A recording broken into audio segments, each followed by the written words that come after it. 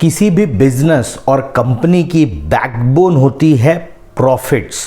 और कौन से प्रॉफिट्स? जो आप रेगुलरली कमाते हो।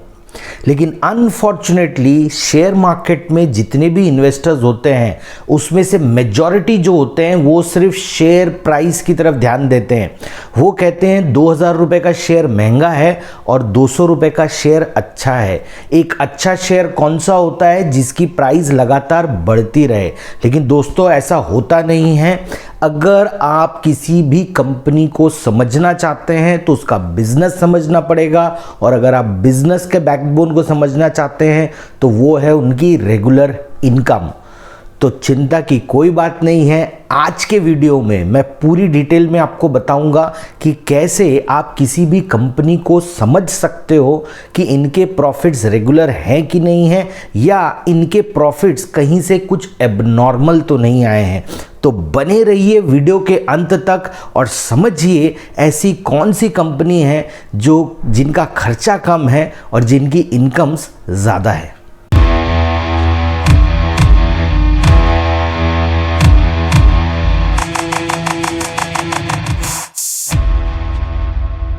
जैसा कि मैंने कहा कि कोई भी कंपनी को अगर आपको जज करना है तो उसका बिजनेस हमें जज करना है।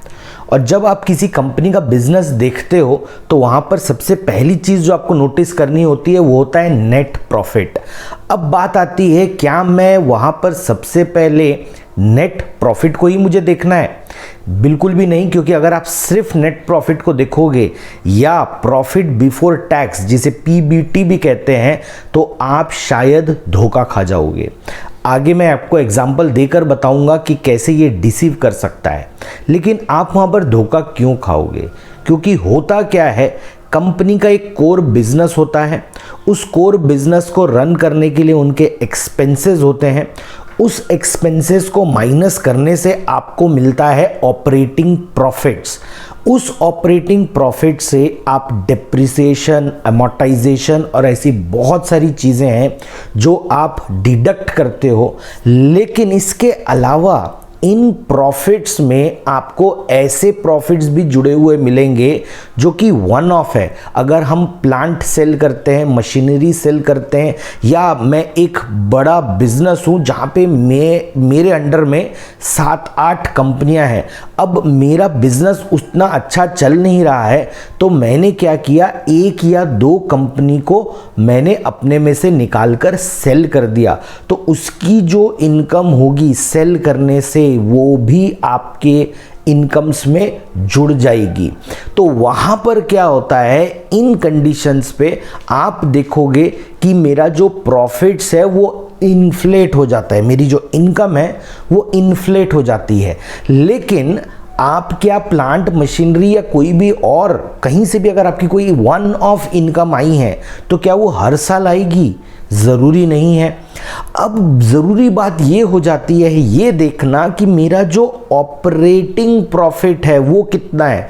तो जब हम बात करते हैं low cost high income company की, तो जब मैं कॉस्ट की बात कर रहा हूँ वो उसका ऑपरेटिंग एक्सपेंसेस है, और जब मैं इनकम की बात कर रहा हूँ वो उसकी ऑपरेटिंग इनकम है, यानी रेवेन्यू कितना है। तो जब मैं रेवेन्यू की बात कर रहा हूँ वहाँ से मैं ऑपरेशनल एक्सपेंसेस माइनस कर देता हूँ। मेरे हाथ में जो बचता है वो सबसे पहला बैरोमीटर है।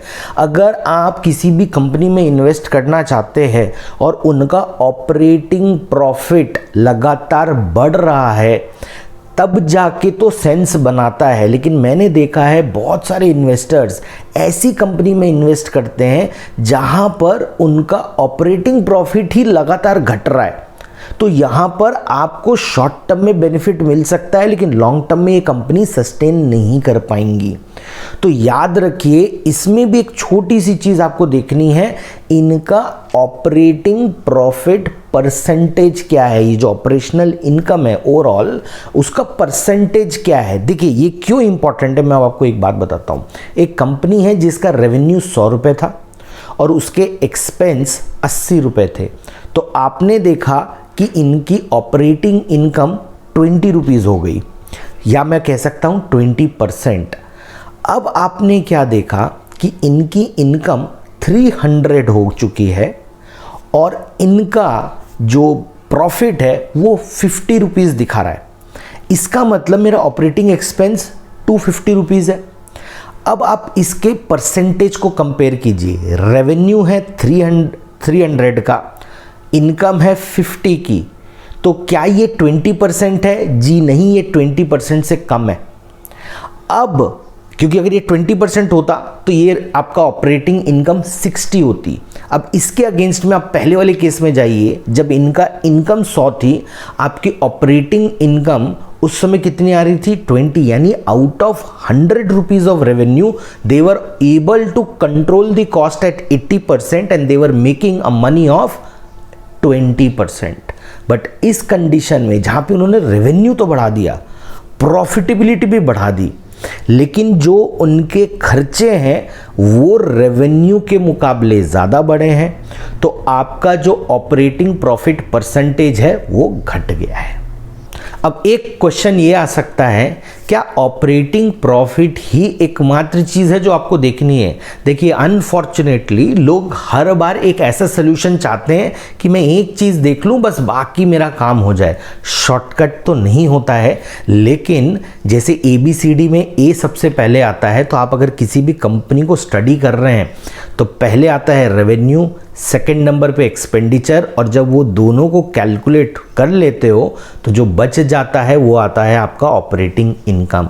तो ये ABC की तरह है। अगर आप ये 3 चीज़ों को रीड नहीं कर रहे हो तो आप बहुत बड़ा हिंट मिस कर रहे हो। तो याद रखिए, ऐसे बहुत सारे रेशियोज भी हैं जहां पर आप क्या करते हो, अपने एक्सपेंस और इनकम को देखते हो, और बहुत सारे अलग अलग रेशियोज हैं। जैसे मैंने आपके साथ में पेग रेशियो डिस्कस किया है, PE रेशियो डिस्कस किया है, price to book value discuss किया है, वैसे ही ऑपरेशनल रेशियोज भी हैं जो कि मैं आपके साथ डिस्कस करता रहूँगा। लेकिन आज का वीडियो जो मैं आपको बताने की कोशिश कर रहा हूँ, आपको ऐसी कंपनी देखनी है जहाँ पर ऑपरेटिंग प्रॉफिट्स बढ़ रहे हैं। तो चलिए अब मैं आपको एग्जाम्पल के थ्रू बताता हूं कैसे ऑपरेटिंग प्रॉफिट्स या मार्जिन्स हिट होते हैं, और ऐसी कौन सी कंपनी है प्रेजेंटली जो इन चीज़ों को अच्छे से टैकल कर पा रही हैं। चलिए मैं आपको एक एग्जाम्पल के थ्रू बताता हूं, जैसे कि श्याम मेटालिक्स। जब आप इस कंपनी को देखते हो, जिसका कुछ समय पहले IPO आया था, तो ये बहुत चर्चा में थी, और बहुत सारी कंपनियां हैं जो उस समय IPO लेकर आई थी और लोगों में उसका एक क्रेज था। उसमें एक श्याम मेटालिक्स भी एक था। अब क्या होता है कि आप देखो कि ये कैसे कोइंसाइड करता है। पोस्ट कोविड सडनली एक पेंट अप डिमांड जो थी वो बाहर आती है, तो कंपनी के रेवेन्यूज तेजी से बढ़ते हैं, और उसी समय बिकॉज कोविड के कारण उनकी इनपुट कॉस्ट डिप्रेस्ड थी, धीरे धीरे वो कॉस्ट बढ़नी चालू होती है। तो होता ये है, रेवेन्यू तेजी से बढ़ रहा है लेकिन आपके एक्सपेंसेस उतनी तेजी से नहीं बढ़ रहे हैं। तो आप देखोगे कि ये जो कंपनी जिसका 10-12% का ऑपरेटिंग प्रॉफिट मार्जिन होता था, मैंने आपको बताया ऑपरेटिंग प्रॉफिट मार्जिन क्या होता है, लेकिन अब आप कहोगे ये दिखेगा कैसे? तो चलिए मैं आपको स्क्रीन पर दिखाता हूं, और ये आप screener.in से भी देख सकते हैं। तो देखिए, जब मैं क्वार्टरली रिजल्ट्स देखता हूं तो प्री पैंडमिक यानी दिसंबर 2019 को अगर आप देखोगे तो आपको इसका एक ऑपरेटिंग प्रॉफिट मार्जिन दिख रहा है। अब ये ऑपरेटिंग प्रॉफिट मार्जिन क्या हो रहा है? ये ऑपरेटिंग प्रॉफिट मार्जिन लगातार बढ़ रहा है। ये क्लियर कट सिग्नल है कि इनकम बढ़ रही है, एक्सपेंस उस तेजी से नहीं बढ़ रहे हैं। तो अब आप देखोगे 23%, 24% इस तरीके से ये बढ़ता जा रहा है। 20, 21, 22, 23, 24%, यानी हर 100 रुपए का प्रोडक्ट बेचने पे ये कंपनी क्या कर रही है? 20, 22, 23, 24 रुपए कमा रही है उस समय। अब आप देखिए इसका इम्पैक्ट कहाँ पे आता है? इसका इम्पैक्ट आता है कि जैसे जैसे आपकी डिमांड बढ़ रही है वैसे वैसे क्या होता है, रॉ मटेरियल्स की कॉस्ट बढ़ना स्टार्ट होती है।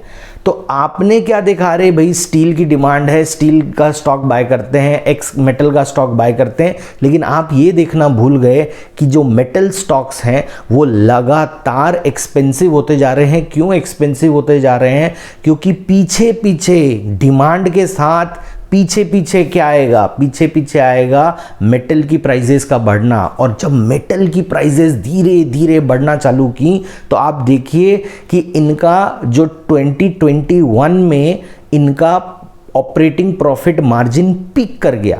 इसके बाद में क्या हो रहा है, प्राइसेस लगातार बढ़ रही हैं क्योंकि बीच में रशिया यूक्रेन वॉर भी आ गया, बहुत सारी चीज़ें हुई और इनपुट कॉस्ट लगातार बढ़ता गया। अब क्या होता है, डिमांड में स्लो डाउन आती है, इंटरेस्ट रेट हाइक की बात होती है, बहुत कुछ होता है, कंजम्पशन में थोड़ा सा स्लो डाउन आता है, तो ये आपको डबल इंपैक्ट डालता है। अब क्या हो रहा है, रेवेन्यू नीचे की तरफ आ रहा है, कॉस्ट ऊपर की तरफ आ रही है, तो उसका बुरा असर क्या पड़ता है। आप देखिए लास्ट 2 क्वार्टर में single digit operating profit margins आ गया है। तो आपको क्या लगता है, ये क्या सिर्फ श्याम मेटालिक्स के साथ हो रहा है? टाटा स्टील, आप सोचोगे ये 106 रुपये के आसपास ही क्यों घूम रहा है, तो आपको मैं उसका भी एक बार screener.in में दिखा देता हूँ। आप देखिए screener.in में आपको क्लियरली दिखेगा कि इनके भी ऑपरेटिंग प्रॉफिट्स लास्ट क्वार्टर्स में लगातार गिरे हैं। अगर आप जिंदल स्टील देखोगे तो एक टाइम पे इनका ऑपरेटिंग प्रॉफिट मार्जिन 40% तक पहुंच गया था, जो कि अब घटकर वापस से बहुत कम हो चुका है। तो ये एक सिनारियो नहीं है, ये ऐसे बहुत सारे सिनारियो। चलिए हम देख लेते हैं एशियन पेंट्स को। तो अब अगर आप एशियन पेंट्स के ऊपर नज़र डालते हैं उनके ऑपरेटिंग प्रॉफिट मार्जिन्स के ऊपर में, तो पहले बढ़े और अब वो लगातार घट रहे हैं। अगर आप पिडिलाइट की तरफ नज़र डालते हैं तो वापस से आप देखिए कि पिडिलाइट के भी ऑपरेटिंग प्रॉफिट्स मार्जिन्स काफ़ी अच्छे हो गए थे, तभी वो स्टॉक्स परफॉर्म कर रहे थे, अब लगातार वो घट रहे हैं। तो जब ये सिचुएशन आती है तो आप देखते हो कि प्राइसेस एक अंडर प्रेशर रहती हैं। तो देखिए ये तो हो गया नेगेटिव्स। अब एक आध एग्जांपल हम ये भी देखते हैं जहाँ पे ऐसी कौन सी कंपनियाँ हैं जो ऐसे ख़राब माहौल पे, जहाँ पे डिमांड में स्लो डाउन है, इंटरेस्ट रेट्स हाइक हो रहे हैं, इनपुट कॉस्ट बढ़ रही है बिकॉज ऑफ वॉर, ऑयल और बहुत सारी कंडीशन के बावजूद इसके वो अच्छा प्रॉफिट कॉस्ट के मुकाबले पोस्ट कर रहे हैं।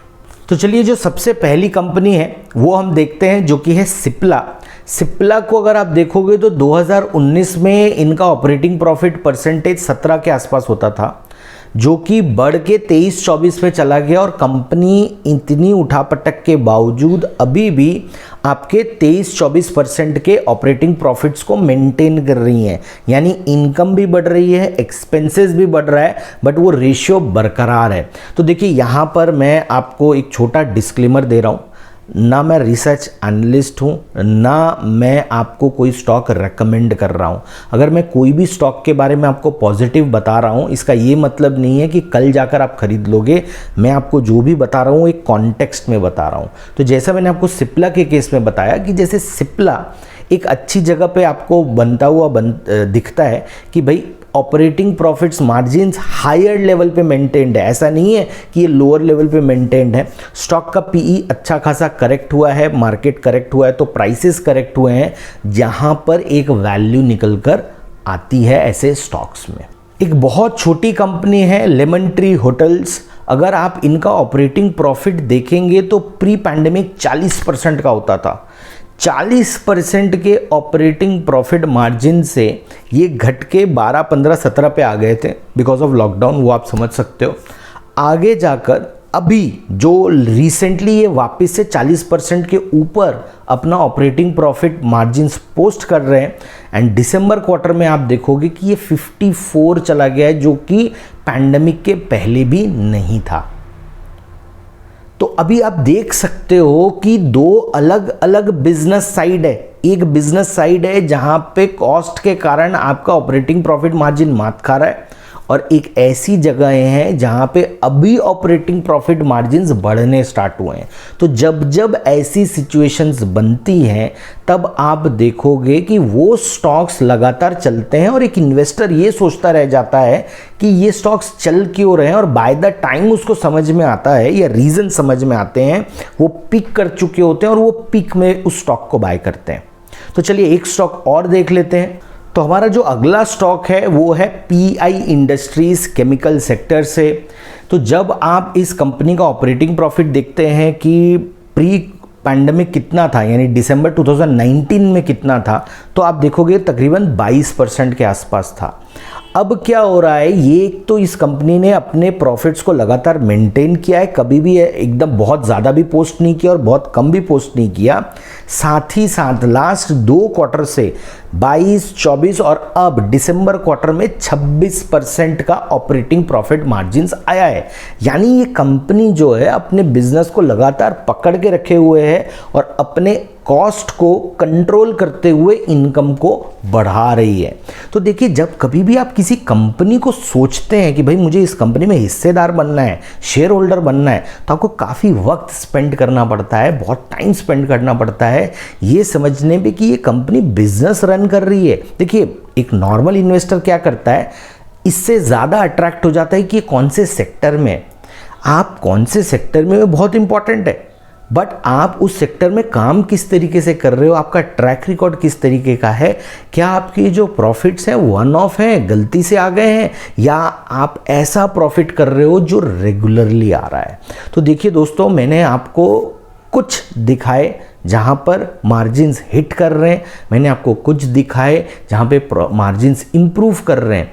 ऐसे बहुत सारे स्टॉक्स हैं, लेकिन एज अ इन्वेस्टर मैं आपसे रिक्वेस्ट करता हूँ, कभी भी अगर आप किसी कंपनी में लॉन्ग टर्म इन्वेस्ट करने का सोच रहे हो, actually real long term invest करने का सोच रहे हो, तो वो कंपनी प्रॉफिटेबल होनी चाहिए और उसके बाकी सारे मैट्रिक्स भी आपको देखने चाहिए। तो उसके लिए मैं हमेशा कोई ना कोई नया इनपुट आपके सामने लाता रहूँगा।